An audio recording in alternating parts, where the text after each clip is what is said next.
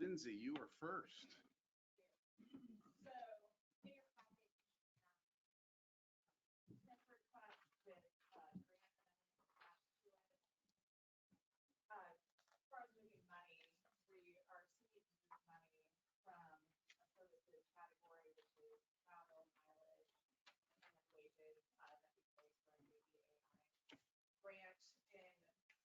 Our grant year runs from July 1 to June 30. So grant year. When we get to the end of the grant year, the DOD, they really pushes us to make sure that we use all dollars so that they get similar funding each year.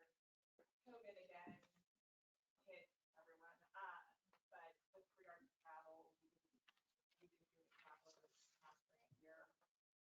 We usually have a conference, and we just didn't do that, and that's part of our coordination piece. So we sought to $2,000 from that piece, and then in our programming piece, some of the services, we were going to do a couple different programs that just didn't end up happening this past year. So we asked for $1,400 from that category, and everything we asked for supplies for our programming to serve the center and the Miami Village Community Center. Program enhancements just applies for both of those entities, and obviously for children. That's for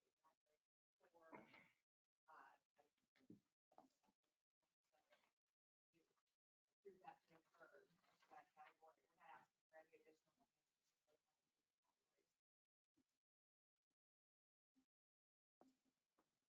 Any questions? Do I have a motion to approve this transfer resolution? Second. Any further questions or discussions? All in favor of the motion, please raise your right hand. And the motion carries unanimously.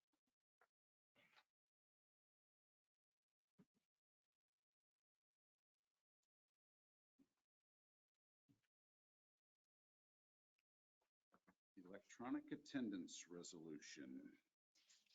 This was put together by Attorney Shipman. This is so if somebody is not here and they choose to call in, we can still go ahead and do the electronic transfer, because apparently now with the current one we had, it was null and void with the new legislative.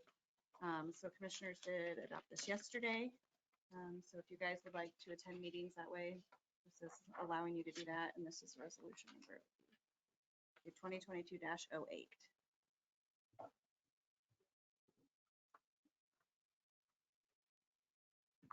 Make a motion to approve.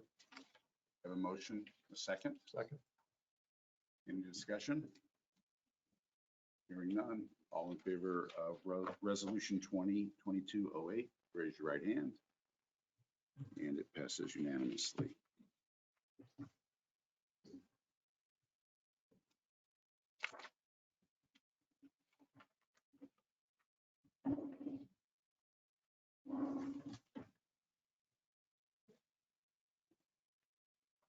Reauthorization of the RDA membership agreement. I'm not sure who sent that one to me, but That one actually came initially from Dale. Every 8 years, we're requested to make a commitment again to reauthorize our membership in the Regional Development Association. It's highly recommended. The city has joined again, and they represent us in various ways for development in the region. If we're going to participate in that, we're required to go ahead and pass this ordinance. And I see we are in it now. And there are 3 or 4 different regional groups that we have joined or not been a part of over time. And this is the one that Dale feels is most effective for us in the region, but he's not here to speak to that. What is the membership? I do not have that with me. I believe it's commissioners didn't deal with this at all. What's the commissioner's feelings on this? Would it be a favorable or an unfavorable recommendation? Well, I can't speak for all 3 of us because we didn't run it through a meeting, but I would say it's favorable because I know that Dale actively participates in the RDA, the Regional Development Authority. And, you know, this is a group that works to attract businesses in the region. So for Willie County to have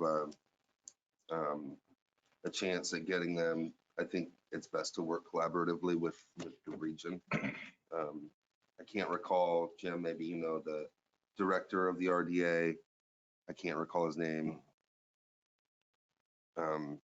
Anyway, he's newer, doing great things. So personally, I would recommend it. Dale has stated that some initial issues because of his cultural background, being from the West Coast, have been adjusted. And part of what the RDA is going to be focusing on in the next few years is not just the jobs, but it's also the training opportunities and even figuring out what they can do about housing, because our biggest issues for the whole region are trained, qualified employees and the opportunity for people to move here for those positions. Is the years commitment standard? Yes, And there is a cost, but you don't know what it is. I do not know what it is. You know, I'm in favor of it, but I don't see how we can vote on it without knowing how much it's about.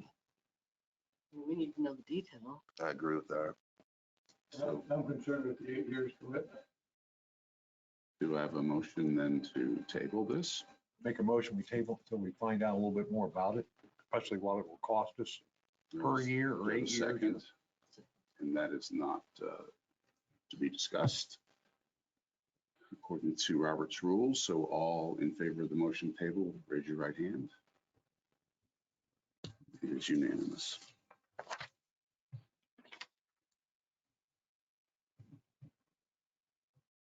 Our next item on the agenda are potential budget changes and recommendations. Our representative from BakerTilly was not able to be here because she has COVID. With your permission, I would like us to skip to vehicle use policy first and get that out of the way. Jennifer.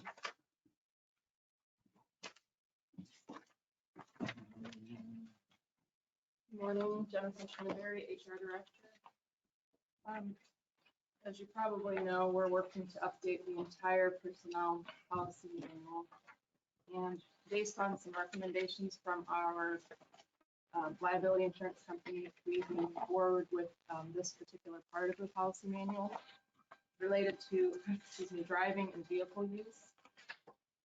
In general, it's updated to include current verbiage regarding distracted driving.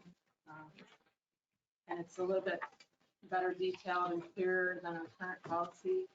It also specified more clearly who will be and who will not be randomly drug tested. And that is based off of, it's due to the fact that we're a public entity. And so we're limited who we can randomly drug test. So I don't know if you have any questions or any policy.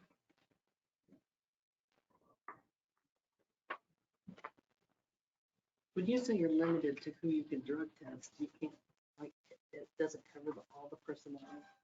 You don't have a regular drug policy, it's not allowed. Correct. We we require everyone to be tested before they before we hire them, but after hire, I'm told, and I have the exact paragraph that the attorney wrote, but it's basically because we're a public employer, the Constitution restricts our ability to do searches, and a drug test is considered a search. So we can only randomly drug test those employees that fall in a safety sensitive position. And he outlined, I gave him all of the employees, their positions and who drove and who didn't. And he worked with his team to come up with that under the drug testing portion there. Yeah, that was, yes, And that is specifically for random drug testing. correct. There is still drug testing in the policy in the event of an accident of any county employee that operates a county vehicle. Right now, that's not very clear, but we're working to.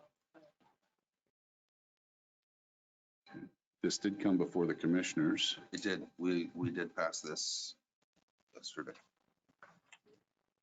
Well, like the building inspector, they'll be on this list, but they're just not where I can see it, I guess. Right, so any employee that drives or potentially will drive falls under this policy as a whole. Okay. It's just specifically having to do with random drug tests that only certain positions fall under that. So is this just informational for us then, since you guys have passed it? You'll also have to pass it.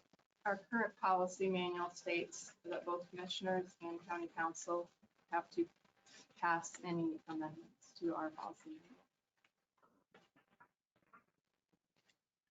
manual. What amendment is this one? It's just a policy, so it doesn't It's just a contain a policy number. amendment.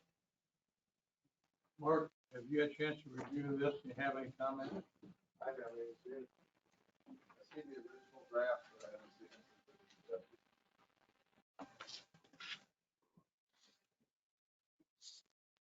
The only I did email it to all department heads, but it has been probably several months now because it's been with the attorney for a couple months. And the only adjustment that he made, like I said, was regarding the drug testing. And that, as far as the sheriff's department is concerned, no, that won't be a change because they're already currently on the list to be randomly drug tested.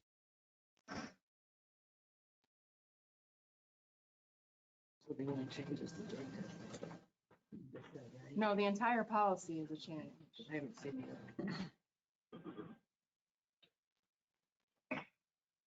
Jennifer, like maintenance workers, they drive vans, they're on this.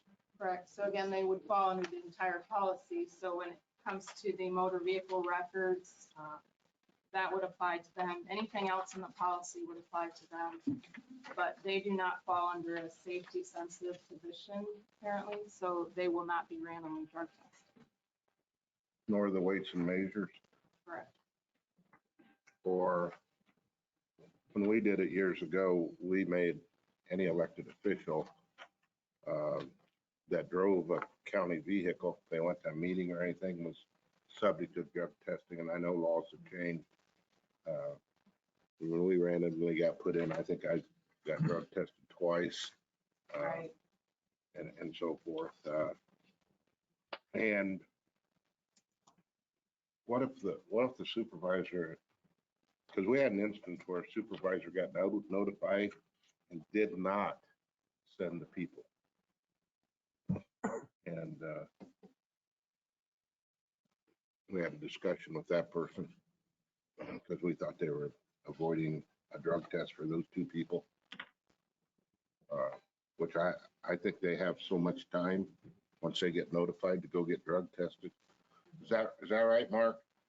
If a person, With an accident situation or? no, just a regular, if you get notified, the employee has only so much time to get drug tested. Once Jennifer sends it to us, yeah, what is it, 24 hours? Right. Well, I thought it was less than that. I thought it was like an hour or so. So, Sometimes you can't inform that, plus we don't have people on duty. She puts an expiration date on it anyway. well, People, I think if you're at work, you have an hour. If you're off that day, you have 24 hours. I think is what a lot of policies state. because that department head got warned. If it happened again, they would be working somewhere else. Because the people was at work that day and so forth, so just curious.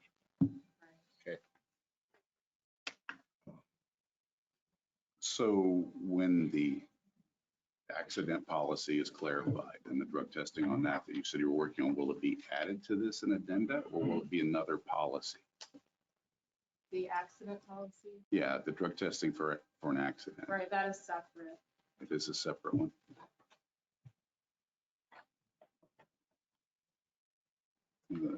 Will be added to this? It won't be added, it'll be included in a separate section of the policy manual for any time an accident occurs. This was a recommendation from Travelers, who's ours at insurance. And we work closely with an employment law attorney to write this. As you know, it's been on your agenda, I believe, twice before, and it just wasn't ready. So we received this directly from that employment attorney. It'd be our recommendation that you pass it. You guys passed it, right? We did, Okay. yes. But as Jennifer stated, our current policy manual says that not just the commissioners, but also council have to approve policies. The change of policy, Right. not new policy. Well, it would likely fall under new policies too, right? Well, it will replace our current policy, so in that respect, I would say it's an amendment. But a lot of it is new. But it will replace what we currently have in our handbook. Okay, given that the other issues that we've mentioned will be addressed by a different policy as the manual comes out, any other questions regarding this driving and vehicle use policy? Do I have a motion?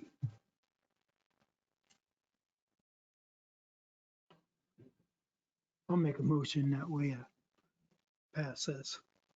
Favorable vote from the commissioners. We have a motion to approve the driving and vehicle use policy. Do we have a second? Second. Motion and a second. Any further discussion? I'm just curious if Mark didn't read this, how many other departments?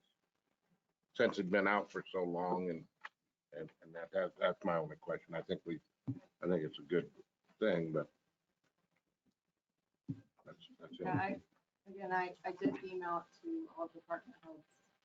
It has been a couple months because it was held up with the attorney, but And They can- nothing's they can changed speak since for you emailed themselves. it. Nothing has changed since you emailed it. the one thing that has changed is we went from randomly drug testing everyone that drives or potentially could drive to narrowing it down to only certain positions. That is what the attorney, Right, but so the emails that they received is not the update. correct. Okay, so they did get it from everything. I thought it'd been a few months ago, so I'm okay. Any further discussion? All in favor of the motion, raise your right hand and let it show it is passed unanimously. And then again, with your permission, while Jennifer is here, let's talk about the Personnel Committee and the jail commander job classification. You want to give us some background, Jennifer? Sure.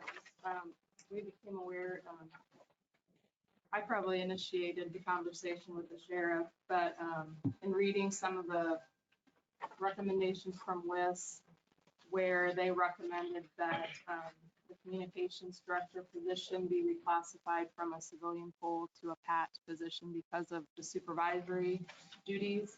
I was just curious, I wasn't here at the time, I was just kind of curious why the jail commander, because it seemed to me to be a very similar situation, why that also wasn't a PAT position. So that kind of started the conversation. We brought it before Personnel Committee and discussed it, and no one there also really knew why, I guess. So we all agreed, or you guys agreed mainly to send it to WIS to ask that question. And so we did, and I think you have the memorandum that they wrote. So basically what was in the current job description was that it only required a high school diploma. It did not require any additional education. It didn't require any experience. And they agreed that a jail commander should require some kind of experience due to the nature of the job. So they added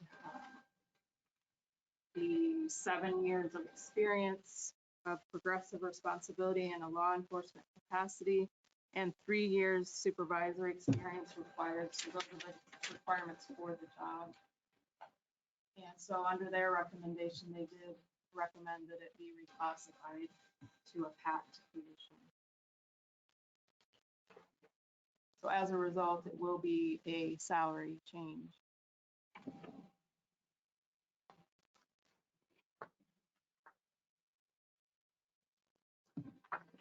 If I may, I'd like to direct a question to the sheriff. If in fact, 25 years from now, when our current jail commander retires, will the 7-year qualification present a problem likely? I know you can't predict the future in hiring a jail commander of the sheriff's preference. I don't see it as a problem because you don't have to doesn't have experience in jail. Transformed to being more hands-on anymore to almost all of it. Department of Correction or applied in the court, so I don't believe it would be, but that's 25 years. I can't sit here and say, yeah.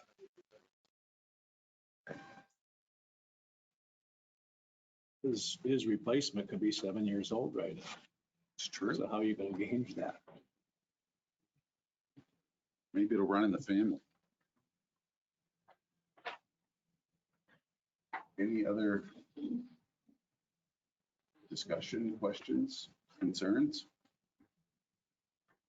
I'll make a motion to approve the recommendation. Second. We have a motion and a second. I would just also ask that with that motion, put an effective date. Where are we at on the pay scale or on the pay? Payroll. Actually, Sunday starts the beginning of our next pay period.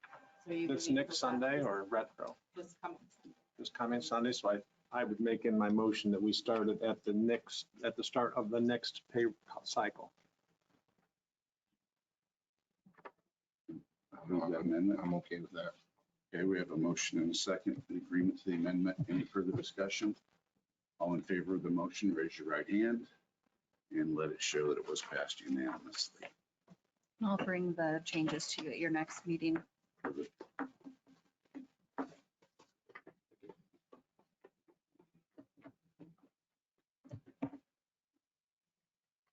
Well, friends, we're left with 3 items on the agenda. Probably the one that may or may not entail much discussion is our budget reality. Given our budget sessions, I do have Susan on the line as well from BakerTilly if you have any questions for her. and did you hear that Susan from BakerTilly is on the line to answer questions? Do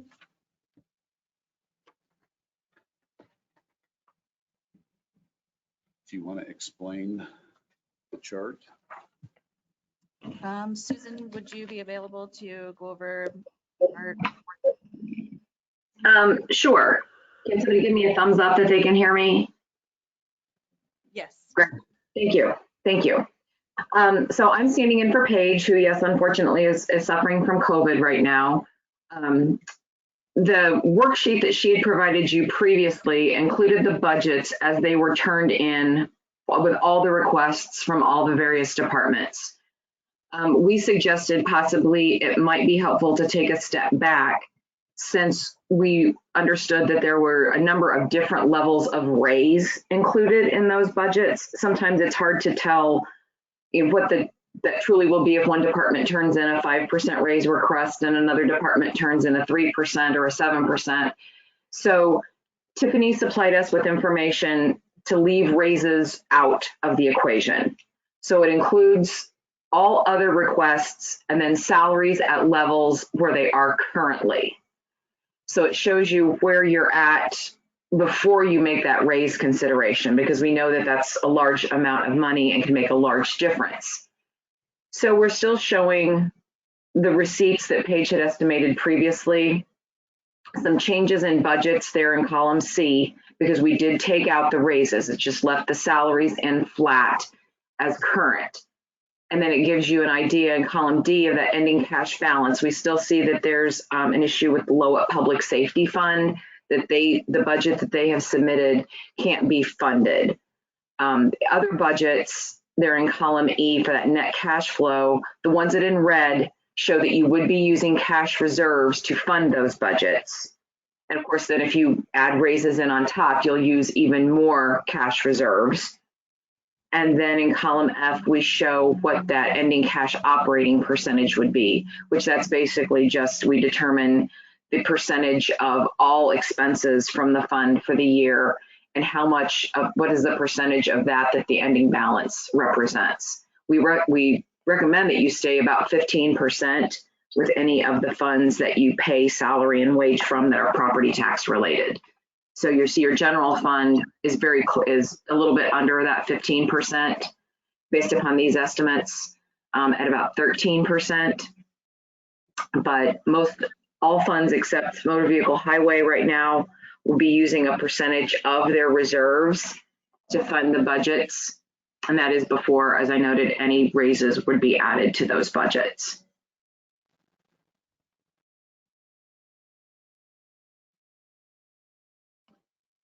I guess my first question is, what means of increasing our revenue that would fund the general fund are open to us? I will say that we didn't want to muddy the waters by throwing in too many other variables at this point. The state did release on Friday that the maximum levy growth quotient this year is going to be 5%. These numbers are actually calculated on the previous estimate, which was 4.5%. So I did a quick calculation. It only adds about an additional 0.3% to your cash reserve balance. So you do have a little bit there.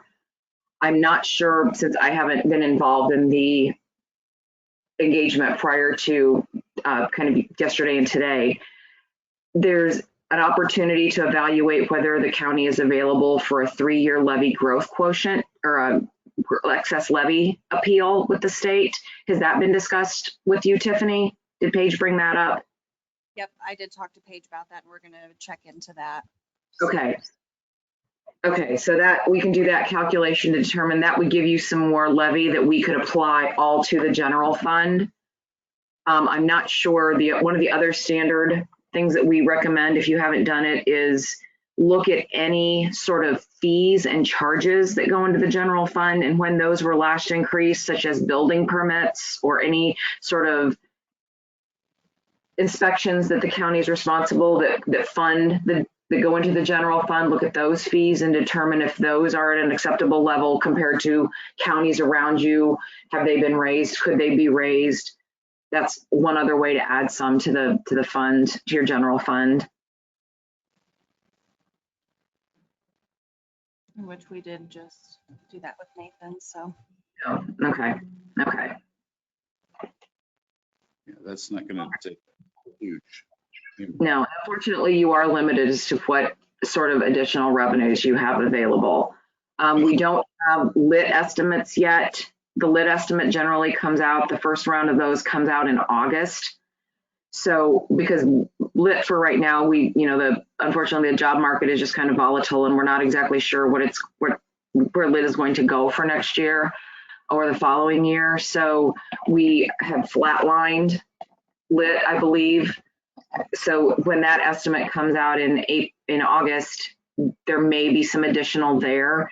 You did receive some supplemental lit distributions that would add to the balance a little bit. The supplemental lit is that amount that they can't retain in the fund at the state level over that prescribed amount of 12.5%. So they dish that back out to the units usually in May. So that has come back out as well.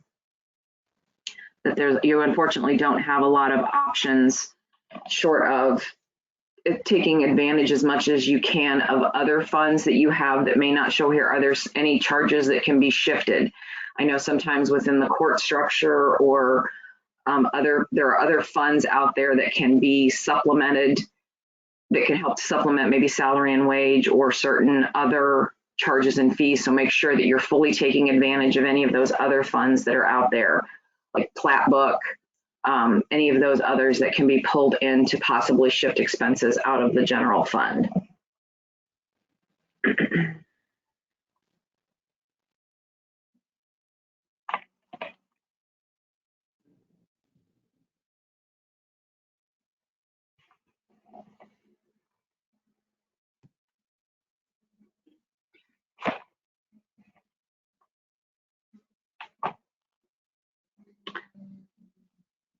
You do have a fairly healthy balance in your seeded fund. You might examine if is there a project that can be shifted. And it all depends on the ordinance that you have for when seeded was created, what you can spend it on. But sometimes I've seen other units that use their seeded fund for IT contracts or anything related to like a capital or capital development nature. So that you could possibly shift anything there from general fund. That might, it's not granted a permanent long-term change, but it can help in the short run.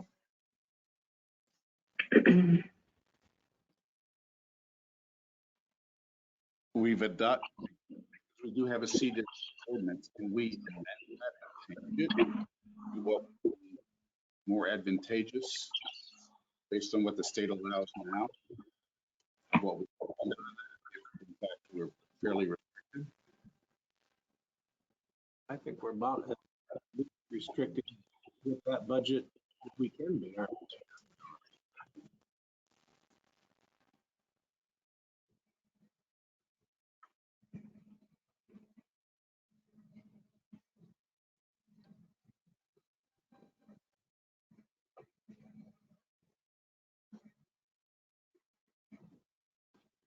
Tiffany, there's some things that are like commissioners continue to make trust payments for health insurance, which lightens the load from kind of, and our balance at the end of May was $1,030,795. We made a June trust payment. And we continue to do that, which that's not reflected in next year's budget, but we will continue to shift those. We'll fit those expenses away from the county. And then that doesn't show in what the cash balance might be. That helps that ending. Because you never know if they're going to have it to give or not. You Right. can't depend on it. But and this is this is an estimate on the ending cash balance at the end of the year. Is that correct? Yes, it is. It's based upon the assumption of that you will spend everything that was included in the budget for 2022.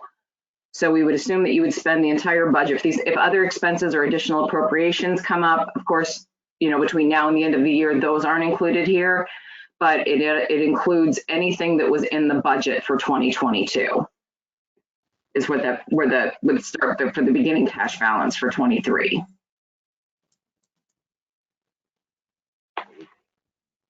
Additional.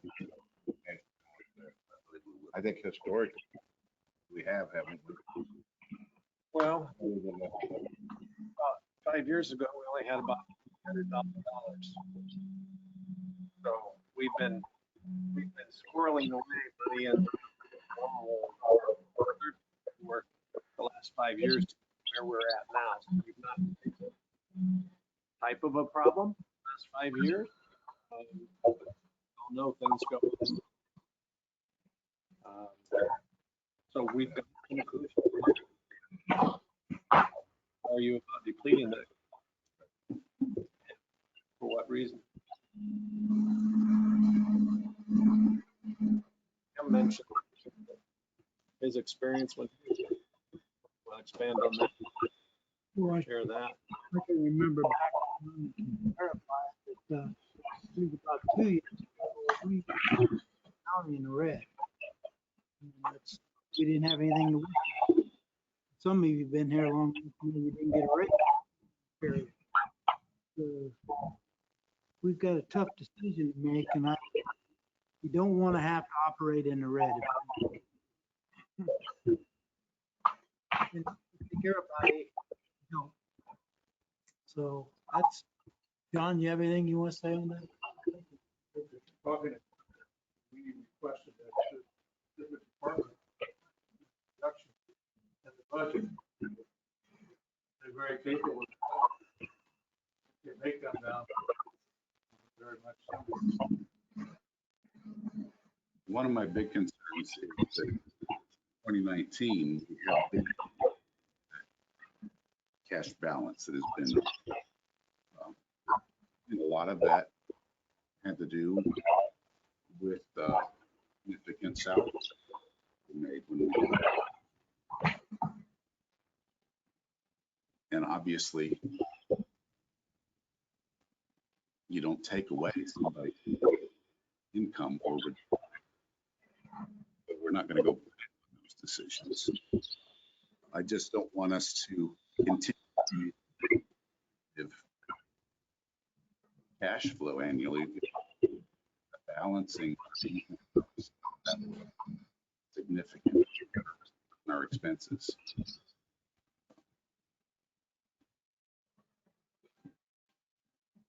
Any more about kind of fund issue? Well, I still think it'd be well worth the time and set up a meeting. I think it's worth the effort and the time to do that. And personally, I don't think we need any outside help. This is a council decision. We have to work through it. So my recommendation is to set up a time with this council. Can do that, set up another one with them and get with you all and see.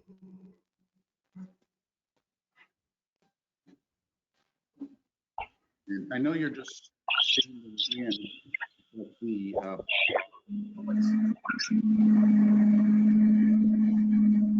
dramatic reduction in receipts or proposed to dramatically higher or to make that big.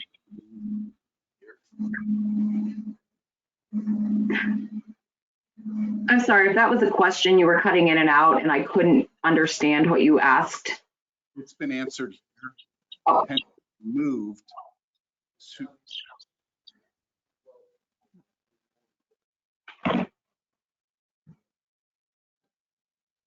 and that was done at the request of the council. Okay, so that's something that we can look at. Yeah, because that would fix your Our problem. percentage problem there. And then obviously county general. Check general fund.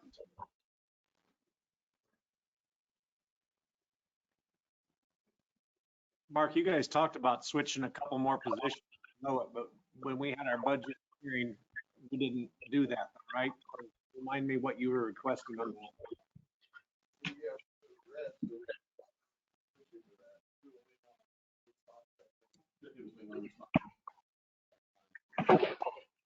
Plan was to, you were gonna put more dispatch in that or something out of Lowell, but we didn't do it. I think he was going to request 2 new deputies.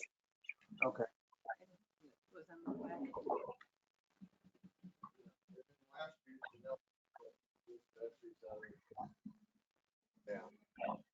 So it was 2 new deputies we're going to add, is that right?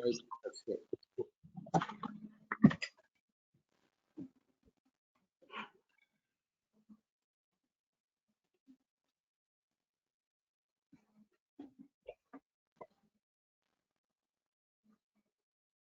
And I always confuse the term levy and rate. We increased the Cume Bridge levy, I believe. Went Last to a year, rate. we We went to went to the rate. the We rate. increased it to like 0.5, some, I don't know, I'll go back and look at it. That was changed. Increasing limited what we could change. So you asked Pieces, so we have the department if there's the Cume Bridge rate up, so obviously that all those pieces have been high a little bit and shifting. So we could adjust that and put, But I would have to check. That's already been done. I will look right now to change it. But I will check that for you. It's gonna have. The reason we did, because a couple big bricks to be worked on. Planning to do that. So that's why we did that. we just did 2 of the 3 bridges.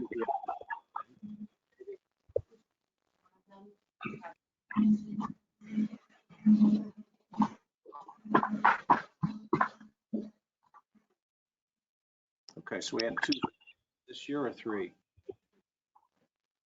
Yeah, and down, pushing the other. You know, Last year.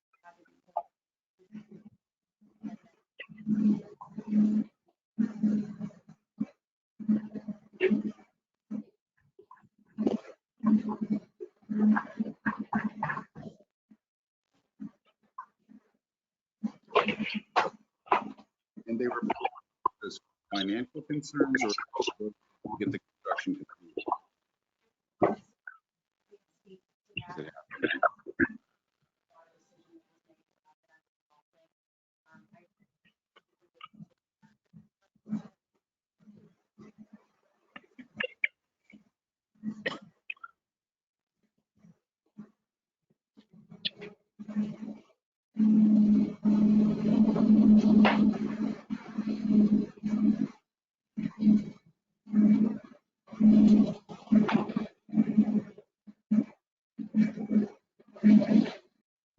Katie, you know how long we have? I mean, don't they grade them by the year, or they grade them by the weight that they can hold, or how's them bridges graded as far as how necessary it is to redo them? They have their bridge inspection criteria that they go by, and there's multiple facets to it. But they look at all kinds of different things as far as the wear, if there's pillars with brick made of, and cracking, whether or not it's on the surface or whether or not it's inside the structure. So there's a lot of different things that weigh that. I don't believe that any of our bridges right now are in jeopardy of being closed due to concerns. But obviously, we don't ever want to get to that point, which is why they schedule those replacements a little bit ahead of time, so we don't ever have concerns as far as the jeopardy of the structure.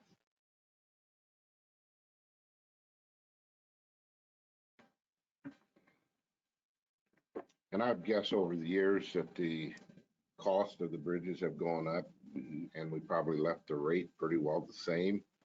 So we've got caught with not as much receipts, and the cost of the bridges have went up, so accordingly.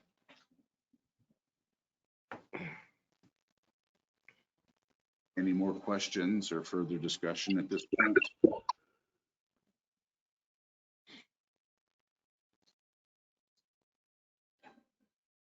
Well, thank you for joining us, Susan. You're welcome. One other thing I did see, I'm not sure, have you considered changing or raising the rate on your cumulative capital development fund?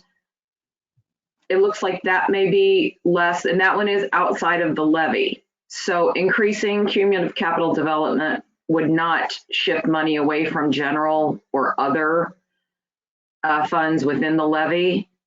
And generally, cum capital development can be used for any purpose of the unit. So it can be used for insurance or vehicles, again, IT, infrastructure, buildings. It looks like the rate last year was about 1.5 cents, and I believe the county maximum rate is 3.33 cents. it would increase your tax rate, but it is one of the few ways that you would have to potentially bring in more revenue. And which we're past that window now, correct? That would help. Yes, for this year, yes, for 2023, it would have to be for the following year to increase revenue in 2024, correct?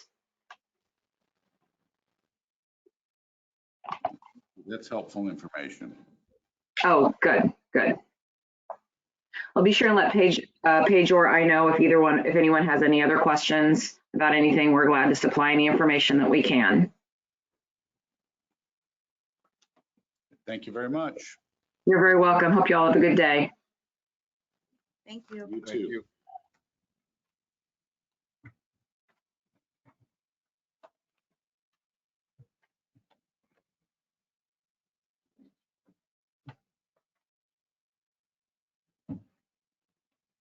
Any further discussion at this point? We will wait for notification of an appointment then for the meeting. Mr. Commissioner. Yeah, I don't really have too much to report this month, but we talked in the budget hearing briefly about the drainage project at Highway and the commissioner's willingness to pay for that from CDIT and proceed this year rather than what it was budgeted for next year. So we agreed to that in our June 20th meeting. And I have the total for that. It's $52,380. Katie's here. She can speak to it. It did not leak in this most recent storm, but you did take on water 3 weeks ago in that storm. So something that we really want to get done so that we're not taking on water in that building. And the YGent plan was the best price as well as the best proposal because they divert water both ways away from the building. So we can do that from CDIT. We'd like to get moving on that. The other two things that we did is we also agreed, Katie had a 2006 pickup that was just beyond repair really, and they couldn't troubleshoot why the vehicle was stalling at stops, and I believe city looked at it and they couldn't replicate, they couldn't duplicate the problem while they were trying to troubleshoot, and it just, in our opinion, needed to be replaced. So city had one, we had quotes from others, and city was by far the best price at $64,360. They gave us a lot more on a trade-in than what we were surprised by the trade-in amount, but we agreed to fund that from CDIT, as well as a corner vehicle. And the corner vehicle, we can talk about that a little bit, but for the last 25 years, Smith has done transports, and it's been Scott's dad, and he's not able to do it anymore. And rather than paying a service to come in and do those transports, it just makes a whole lot more sense for us to do it. There's some chain of custody issues. There's an example of a service recently who they removed wedding bands from someone as they transported them, and they put them in a bag, and the bag ended up getting thrown away.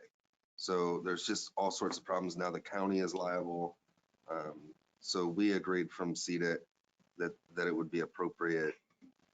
This would be a vehicle that Randy and Scott could use, and any other deputies, and it'll keep all their equipment in one vehicle rather than having all their equipment spread out amongst their personal vehicles. So we'd like to move forward with that as well.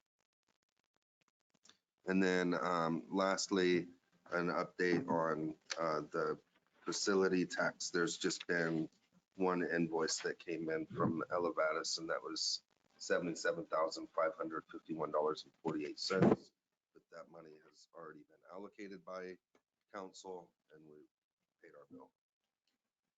I will also make note that Preferred IT notified us they're hitting us with a 15% mid-year increase. It was unplanned.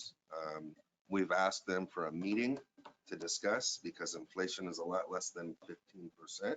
So it's kind of hard to justify, but they've not yet responded to our request for a meeting to discuss. But I wanted you to be aware that they're doing That was a mid-year, not an end Mid-year. of year, mid-year. that mid-year. And you already had That's one on probably top the of our- start of the year. That's on top of a 3% increase They had at the beginning January of the went up. year. This is a 15% mid-year increase What with does your no contract notice say? that they're able to do that. Is there anything tangible with IT services, or is it just what they decide that the time they're putting into it? Well, it's a lot of the time that they're putting into it. As you know, we have an on-site person who's a preferred employee who can respond to open tickets, but then they also have their off-site support as well that can troubleshoot offline, I mean, from some other location. So that's what they're hitting us with the increase on, is the support. So 15% of the total contract or just of the support portion? Would be The whole total contract. Because we pay for our equipment as we go, as it's needed. We pay for that. It's not, you know. And there was a cybersecurity meeting yesterday, and we need someone who knows how to figure out what are those state services that we can get free or at reduced price sometime between now and the next contract. But it's a complicated process, and we really don't have much choice. Did you want to speak? You're not, call on me, Cammie. You know, you want to speak, you just don't want to say. No actions required because this is in your purview to make those purchases. Any other questions for the commissioner? So on the corner, that'll be a van you're gonna purchase, I take, and Actually, then, the vans were more expensive. It'll be a small SUV. okay, And there's that'll be big enough to transport. yes, sir. And where will you house that at, or will it just, No, yeah, it won't be a take-home vehicle. Okay. It'll be for personal use, Okay. according to Scott. So they'll probably house it in the jail parking lot for now, where Okay. their office is located. Yeah. But it's a Dodge Durango. Okay. It comes already outfitted with Okay. cot, the bed, whatever, and all the storage space for their equipment. okay, thank you. The pickup truck, is it a 3/4 ton, 1 ton truck? Yeah, Katie would have to speak to that. It's an F-350 that already is Oh, outfitted the with 350. dump bed on it. Okay. Oh, So the other numbers that we received were about $2,000 more, with the new prices for everything. that they have to order. So we started purchasing built, in a much more reasonable price for what this type of. yeah, and with the dump bed on it, and it certainly justifies that type of a price.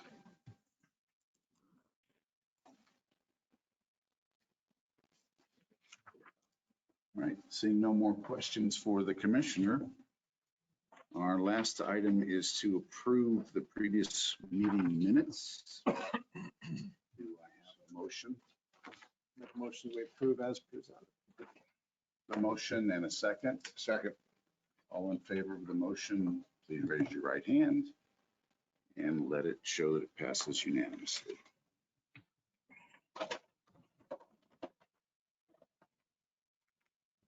Anything from the public or those in, yes, Sheriff Gatton. Corner. Oh, they had it on the lot. So it was Mark already. Evans, the county sheriff. I just recently have been informed, I guess I'm kind of confused, Mr. Alderbright, that you're having a meeting with the mayor, Ipsy, and the commissioners over dispatch? I didn't call the meeting, but I am meeting today with the mayor. And the commissioners, IPSC? We're all invited. I mean, Yeah. Well, being that the Commissioners. dispatch has been in my budget since I've been sheriff and Janelle is the head of it, we have had no knowledge of this. I guess I'm trying to find out because this has brought stress, turmoil, toxic work environment again. I heard the talk is that you want to cut every dispatch. No, that's not true. And since everybody's here, 3 of us have started talking, and we talked about several things, and this was one of them.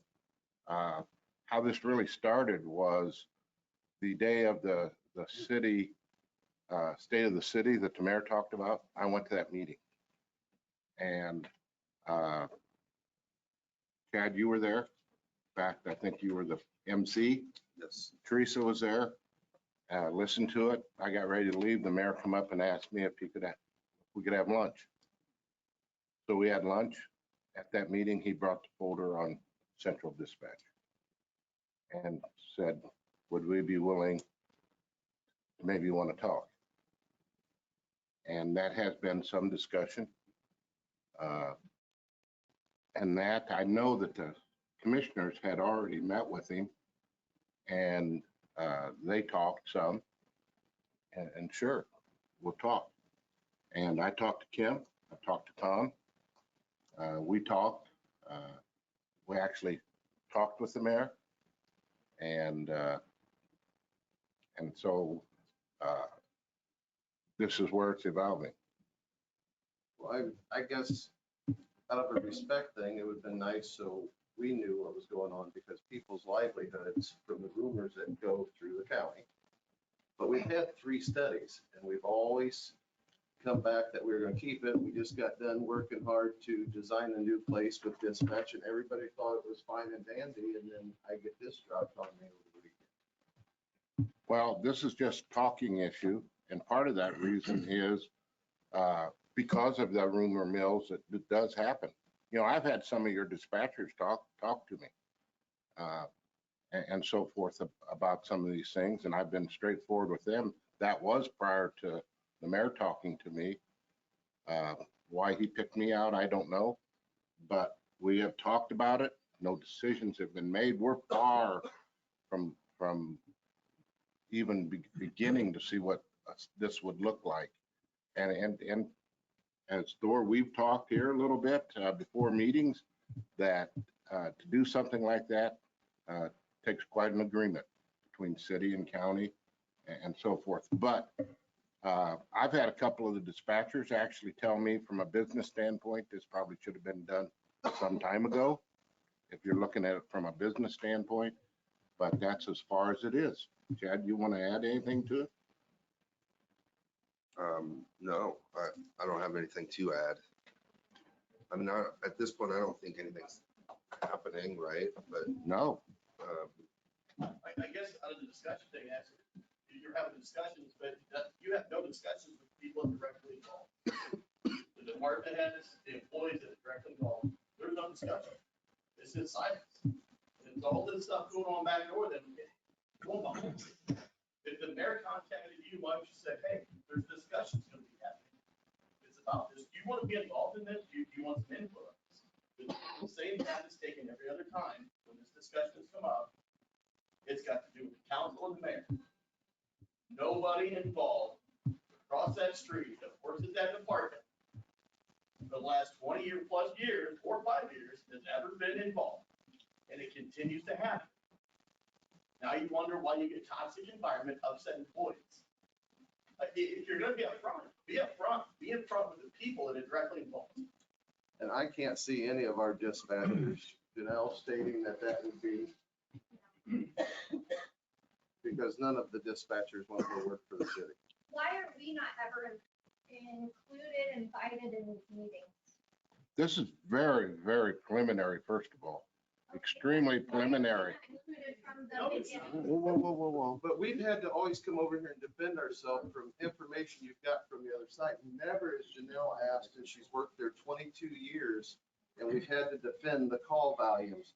We had to defend we're not using Spillman right. But we don't get asked.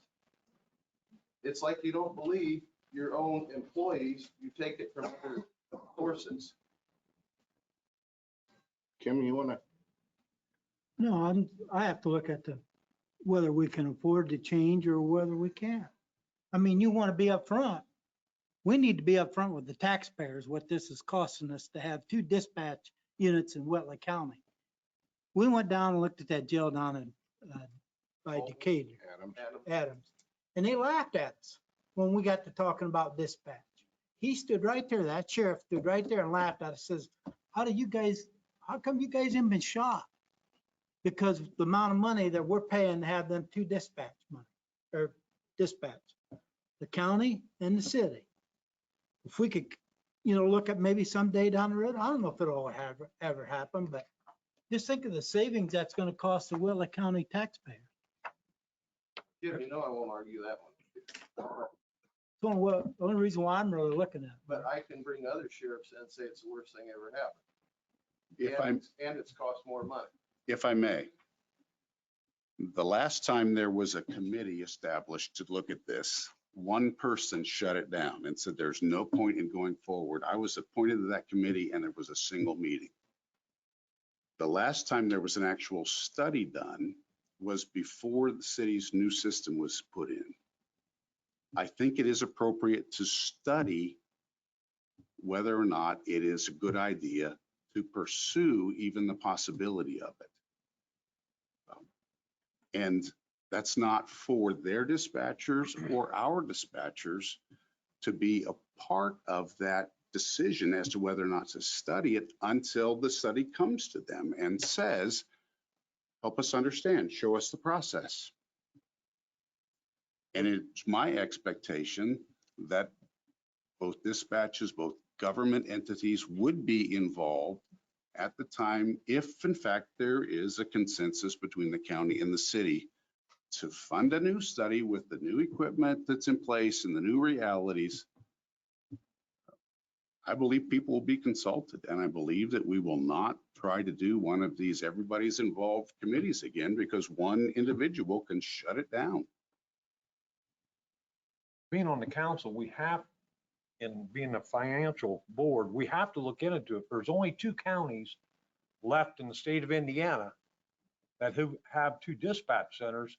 Then somebody's doing something right. We need to really look into it and see if we're wrong or if we're still okay or not. It's our responsibility, money-wise, to look at that, especially when there's only 2 counties left with 2 dispatch centers, correct? That's what I've been told. Huh? That is not correct. So how many are there? 18, There's 18 counties with 2 dispatch centers. yes, 2 or more. Can you give me a list of those counties? Okay, thank you. The man from the state of Indiana that was here when we went to the dispatch center that evening told me there were only 2 left in the state of Indiana. What was it John? What was the gentleman's name?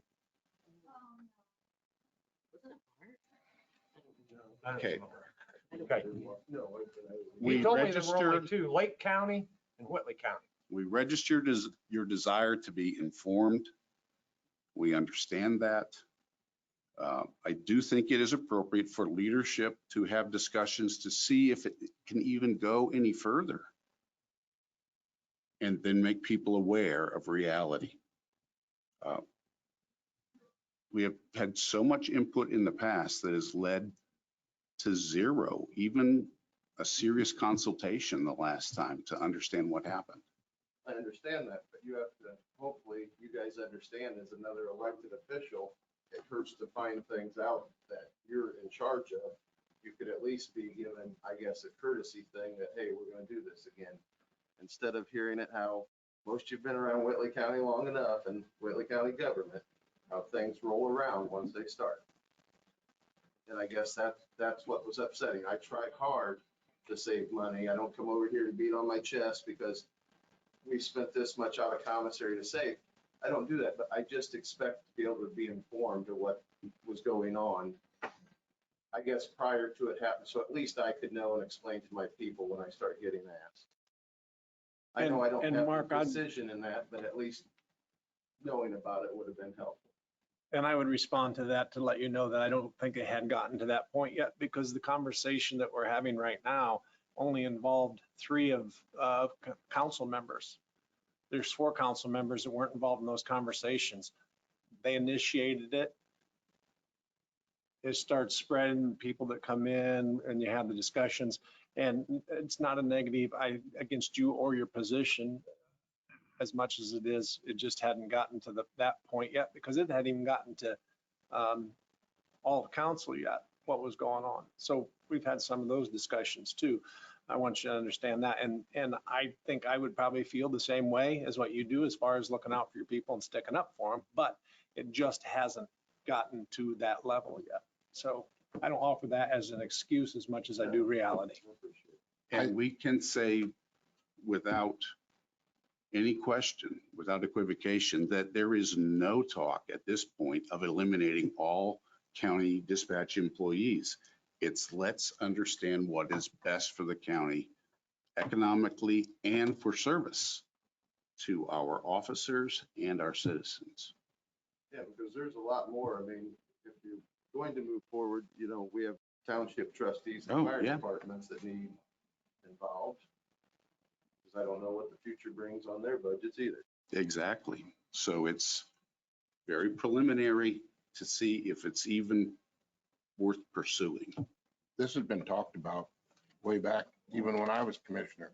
2 or 3 times in my 12 years, we approached the city to see if they wanted to have any interest in going in with us when we remodeled dispatch and so forth. We have to, we're charged with our position that we have to be good with the dollars and so forth. So there's a lot of things that people don't have privy to that get discussed. Get 1 or 2, 3 people that come up with an idea or look into things, and that happens. It doesn't surprise me, the rumor mill and so forth, and people always go to the other extent when they do that. We haven't even, you know, and if we were to pick a study and so forth, where are they going to get their information? They're going to get it all from the departments and so forth.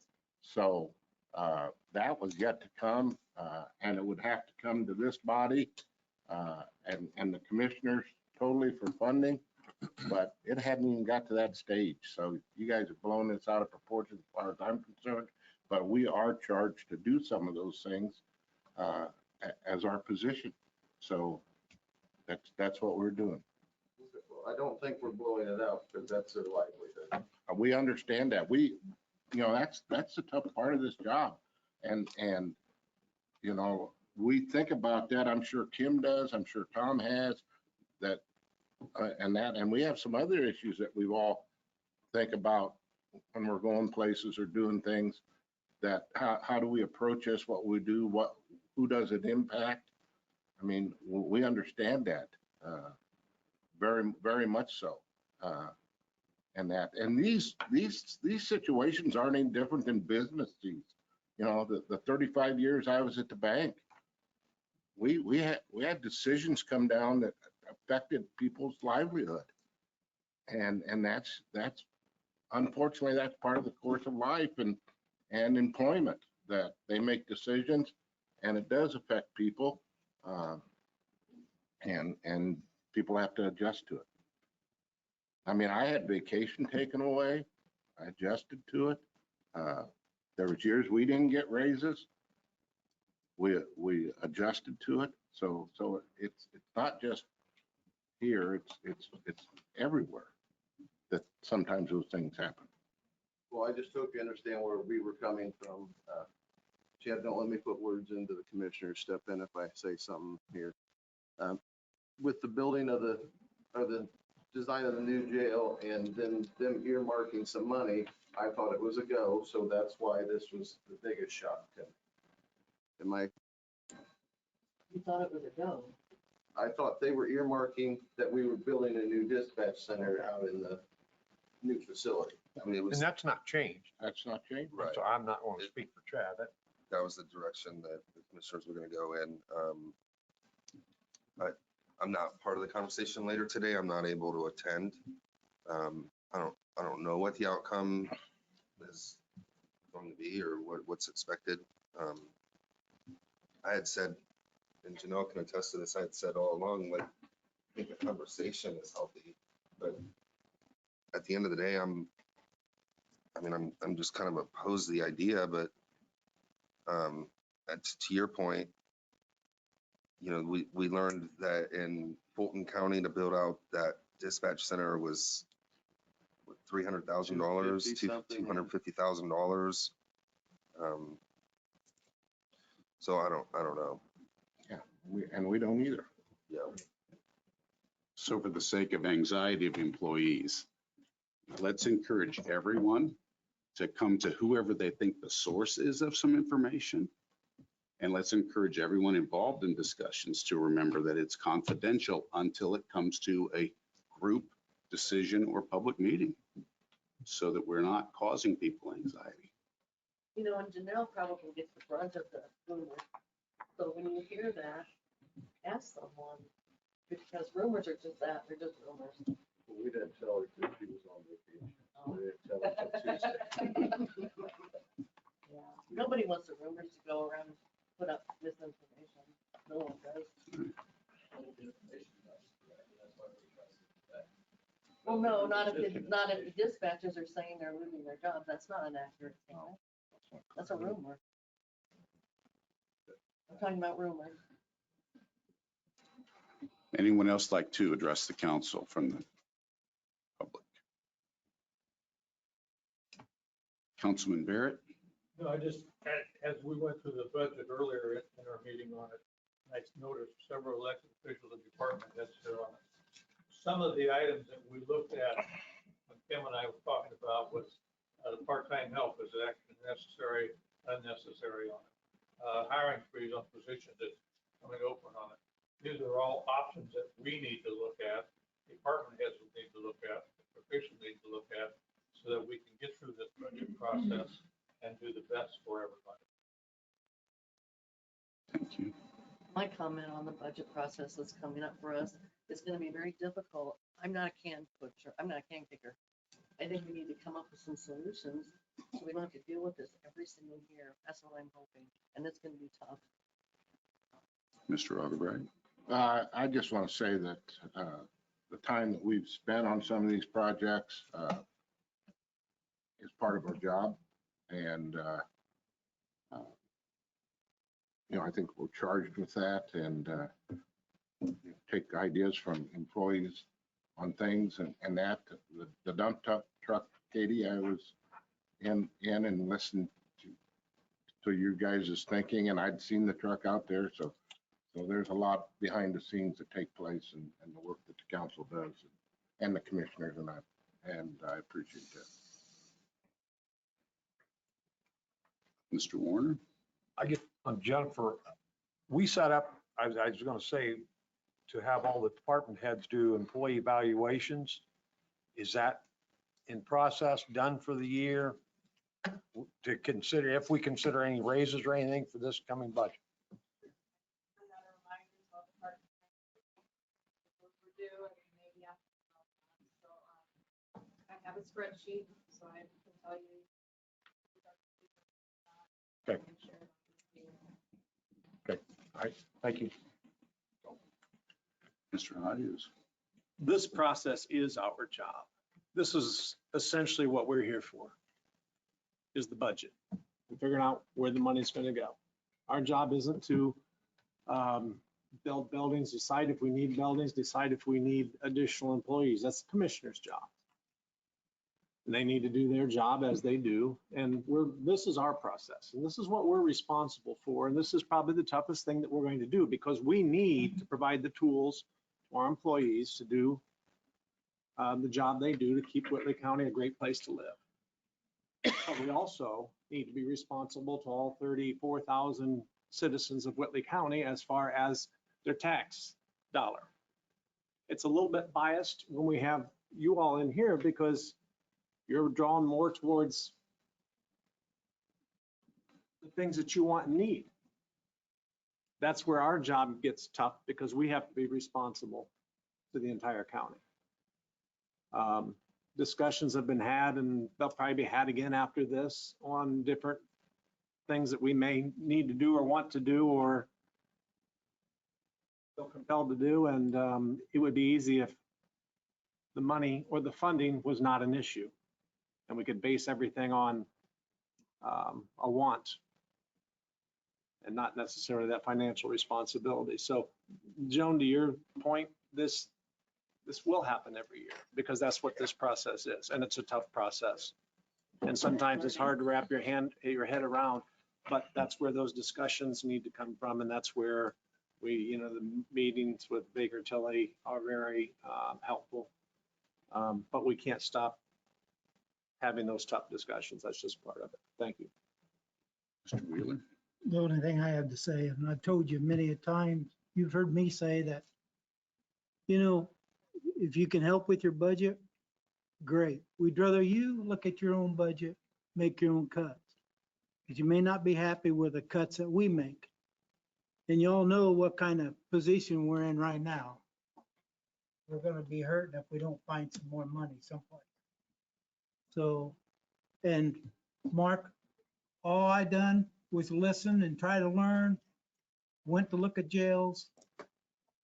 If we can save $1 here, $2 there, we have to keep our options open. And we're not here to hurt anybody, cause problems. But I wish you to come towards us a minute. You heard it, or at least call me up and say, hey, what's going on? Talk to me, talk to us. But as far as making any decisions or anything, nothing's been made. And that's, I'm sorry. If, I don't know what else to say to you. So that's all I have to say. Do you have anything, Tiffany? And I have nothing to add. Meeting is adjourned.